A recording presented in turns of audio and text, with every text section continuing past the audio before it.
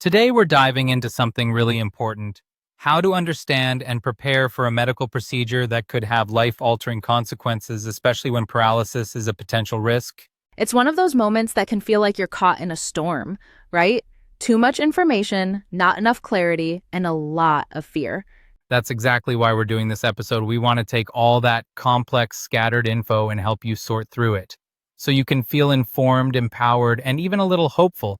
Think of this as your personalized guide. We've looked at everything from clinical research to real-life stories people have shared online. Our aim? To offer both hard facts and heartfelt perspectives. That's key because it's not just about surgeries and diagnoses. It's also about the human experience, what people go through, what they feel, how they adapt. Right? We found some really eye-opening discussions, like patients on Reddit sharing what life is like after spinal tumors, or people on forums like Our Sciatica describing their recovery from laminectomies. So let's start with the basics: understanding spinal cord problems. One helpful article broke it down by how fast symptoms appear. Yeah, they categorize lesions by timeline: hyperacute, subacute, and chronic. That timing really helps doctors figure out what might be going on.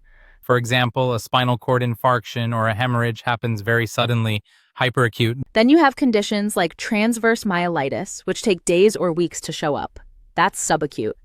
And something like multiple sclerosis or a spinal tumor may progress over months or even years. Exactly.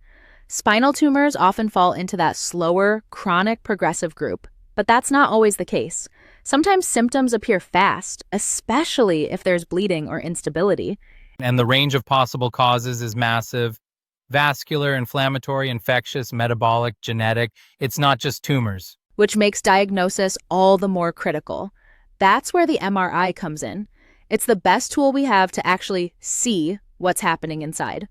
Once that diagnosis is made, surgery like a laminectomy might be discussed, especially if it's a case of spinal stenosis. A laminectomy is basically decompression, removing part of the vertebra, the lamina, to relieve pressure on the spinal cord or nerves.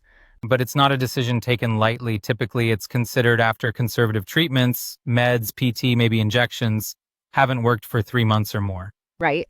And sometimes it's about more than just pain. If there's muscle weakness, numbness, or other neurological signs getting worse, that's a bigger red flag. Conditions like cauda-equina syndrome are even more urgent. That requires immediate surgery. And while a laminectomy is common, it's not always the right option. If there's a slipped vertebra or scoliosis, it might need to be paired with a spinal fusion.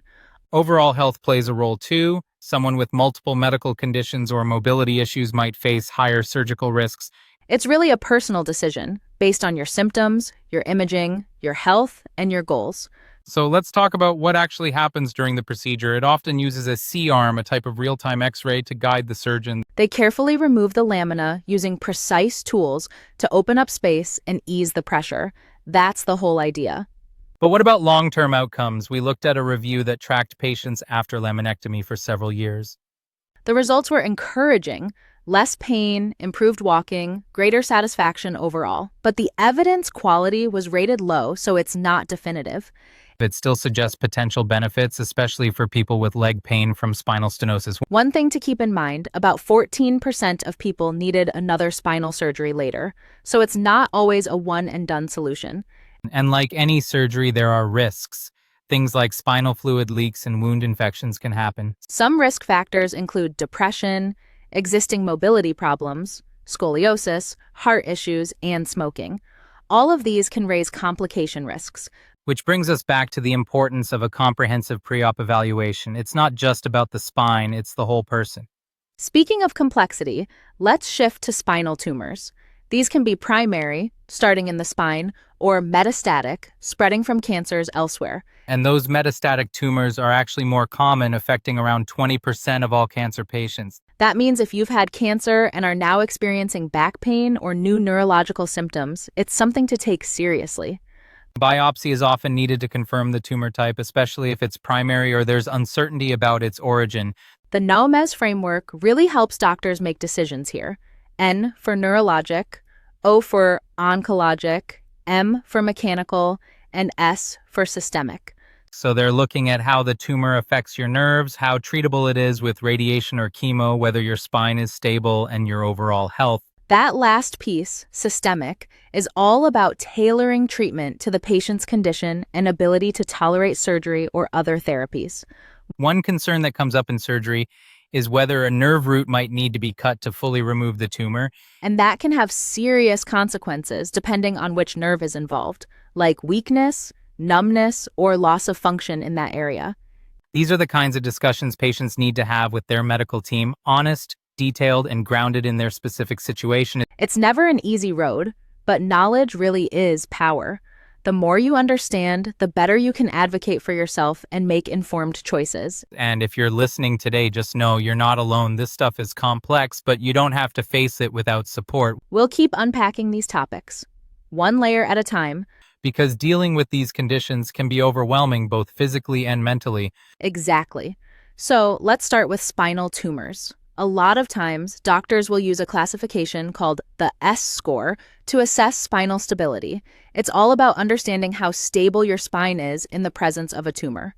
Right, the S score stands for the Spinal Instability Neoplastic score. It looks at things like alignment, tumor location, pain, and even if there's any bone collapse. All of these help doctors determine if surgery is necessary. It helps tailor the approach. Speaking of which, there's also a systemic assessment. That's where your overall health comes in. Doctors evaluate how well you could tolerate treatments like surgery or radiation. That makes a lot of sense. It's really about personalizing treatment to each patient. But let's get into something that could be a real concern for people: nerve root damage during surgery. Yes, that's a big one. Sometimes a nerve root might need to be cut during surgery to fully remove a tumor, and that can have some serious consequences depending on which nerve is affected. For example, cutting nerve roots in the neck could affect breathing, right? Exactly. If the C3 or C4 nerve roots are affected, it can impact diaphragm function. But lower down, near the sacrum, it could affect bowel, bladder, and sexual function. So it's crucial for patients to be informed about these risks before proceeding with surgery. Definitely. Patients should be asking their surgeon specific questions about potential nerve damage based on the tumor's location. It's a huge decision. Now, another point that came up in our sources like the Brain and Spine Foundation is that spinal tumors can present with a variety of symptoms like weakness, numbness, or even pain that radiates. Yes, altered sensations like tingling, burning pain, or even allodynia, when something that normally feels fine becomes painful, are also common. So we know there are some genetic conditions that increase the risk of these tumors like neurofibromatosis or von Hippel-Lindau disease. That's right. But for the most part, spinal tumors are sporadic. Diagnosis, though, relies heavily on imaging, like MRI and CT scans, to pinpoint the tumor's size and location. Once it's diagnosed, treatment options vary. Surgery to remove the tumor is common, but radiation therapy and chemotherapy are also considered, especially in cases of metastatic cancer. And steroids are often part of the treatment plan. They reduce swelling around the tumor and help relieve symptoms like pain or weakness. But they come with side effects, right? Yes, long-term use can lead to things like weight gain, bone thinning, and even mood changes. So it's a careful balance. All right, let's shift gears a bit. What about synovial cysts? We came across some interesting information about those. Synovial cysts are small, fluid-filled sacs that form in the spine, often in the lumbar region, usually at the L4, L5 level, which takes a lot of stress. So who's most at risk for developing them? They tend to appear as we age, usually around our 50s or 60s, and they're slightly more common in women. They're often linked to arthritis in the small joints of the spine. And can these cysts cause symptoms? Definitely. While some people may not even know they have them, others experience radiating pain down the legs, numbness, tingling, or weakness. MRI is the gold standard for diagnosing these cysts, right? Yes, it gives a clear picture of the cyst and how much pressure it's putting on surrounding nerves. And treatment options for symptomatic cysts range from conservative management to surgery. Right? Most doctors will start with things like pain relievers, anti-inflammatory meds, and physical therapy. But those often don't solve the underlying problem, just manage the symptoms. What about draining the cyst or using steroid injections? That's another option. Doctors might drain the cyst and inject steroids to reduce inflammation. However, the cyst often recurs. So surgery to remove the cyst is usually the most effective route. Yes, removing the cyst surgically is the best way to eliminate it completely and relieve pressure on the nerves. And surgery can be done with traditional open methods or more minimally invasive techniques like endoscopic surgery. Exactly. Endoscopic techniques use small incisions and a camera to guide the surgery, which is much less invasive and can speed up recovery. Speaking of recovery, it's important to think about the emotional side of dealing with these conditions. Facing surgery can be overwhelming. Absolutely. The emotional impact can be huge. But resources like Livestrong and articles on living with chronic illness offer some really helpful tips for finding hope during tough times. The key message is that there's no right way to feel, and it's important to lean on your support network. It's okay to have tough days. Connecting with others who have been through similar experiences can make a big difference. It can help you feel less alone and give you some practical advice from people who really understand. And don't forget about journaling or keeping a visual record of your hopes and progress. That can really help maintain some emotional stability. It's all about staying connected, whether it's through support groups or reaching out to professionals when needed. Exactly. And when it comes to recovery after surgery, things like physiotherapy and occupational therapy are crucial. Yes. Physiotherapy helps with strength, coordination, and balance, while occupational therapy can focus on making daily activities easier during recovery. And nursing care plays a huge role too, especially when mobility is affected. Absolutely. Nurses are key in managing pain, preventing complications, and ensuring overall recovery. As for getting back to normal life after surgery, like driving or working, every case is different, so it's important to discuss it with your healthcare team. And clinical nurse specialists are great for ongoing support, as they act as a bridge between doctors and patients throughout the whole process. And it's always helpful to know there are other organizations out there like the Brain and Spine Foundation providing valuable resources. For sure. Plus, peer support is invaluable. Talking to others who've been through similar procedures can offer practical advice and emotional reassurance. It's all about finding a balance between the practical side of recovery and taking care of your mental well-being. Exactly. It's a journey, but with the right support and information, it's one that can be navigated more successfully. Well, that's it for today's episode. We hope this gives you some useful insights into spinal tumors, synovial cysts, and the recovery process. Remember, stay informed, stay supported, and take it one step at a time. Yeah, it's a huge deal. But as we dive in today, we really want to focus on the emotional and practical preparation involved. The more you understand about the process, the more equipped you feel moving forward. Definitely. And let's face it, anxiety is a big part of this journey, right? But one thing we've seen in forums where people share their experiences is that it can be comforting to hear other people's stories, even when they're dealing with similar fears. That's a great point. Individual experiences, of course, can vary a lot, but they give you a window into what others are facing. You get to hear about the anxieties, yes, but also the hopeful outcomes. It's a balance. Exactly. It's like a reminder that you're not alone. People talk about their fears, but they also share their recovery stories and tips, especially about the first few days post-surgery and how to manage pain. That's so crucial, isn't it? The emotional part of recovery, how you handle the pain and the fear of the unknown. It's all part of the process, and having someone who's been through it, even if just virtually, can make all the difference. It helps to normalize the fear, doesn't it? It's reassuring to know that fear doesn't mean you're doing something wrong. It just means you're human. Exactly. Fear and hope coexist in this situation. And when you have reliable information, you feel a little bit more in control, a little less overwhelmed by it all.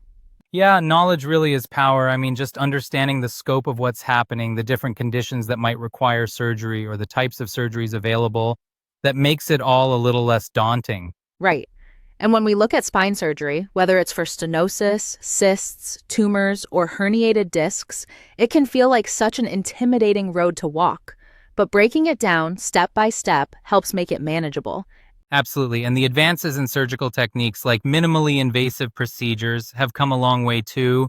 There's hope in knowing that recovery might not be as hard or as long as some might expect. That's true. We also talked a lot about how doctors take a comprehensive approach when evaluating something like a spinal tumor. It's not just about the surgery, it's about understanding your whole situation and taking a well-rounded approach to your treatment plan. And what about the emotional preparation, the support systems we talked about earlier, your friends, family, and medical team? That's something that can't be overstated. Resilience isn't just about physical healing, it's about mental strength too. And that's something that can be nurtured daily, even before surgery. It's about building trust with your care team, knowing they're there to guide you, but also leaning on the people you love for emotional support. It's a team effort. Right? So, in wrapping up this episode, we want to remind our listeners that while it's so important to understand the medical side of things, the risks, the potential outcomes, the healing process, don't forget the emotional side. Exactly. It's about resilience, the ability to face this journey with hope, armed with the right knowledge and surrounded by a supportive team. And let's not forget, even small steps matter. That's a great point. It's not always about the big changes or huge leaps, but what small step can you take today to build that inner strength, to nurture the hope within you? One thing, just one thing, can make a difference in how you face the next steps. It could be as simple as having a heart-to-heart with a loved one or taking a moment to write down your feelings. Small steps lead to big changes. And before we go, remember, if you're preparing for something like this, keep asking questions, keep seeking clarity. Your health journey is yours, and understanding it fully will give you the confidence to move forward. We hope today's discussion serves as a solid foundation for your next steps. Take care, and we'll see you next time. Until then, stay hopeful.